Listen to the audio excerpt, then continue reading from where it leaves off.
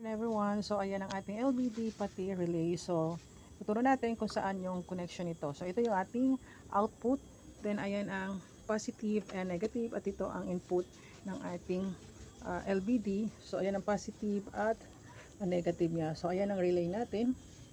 So dyan natin i-connect ang ating inverter. So inverter, positive ng inverter ay pupunta dito.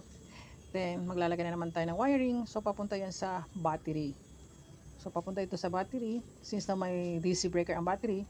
So lalagay natin siya sa positive ng DC na breaker. Okay? Then ito naman, ang pin nito, yung dalawang pin, positive and negative, dito natin ilalagay sa ating output. So may polarity naman yan dyan. So dyan natin ilalagay dito. So ayan oh.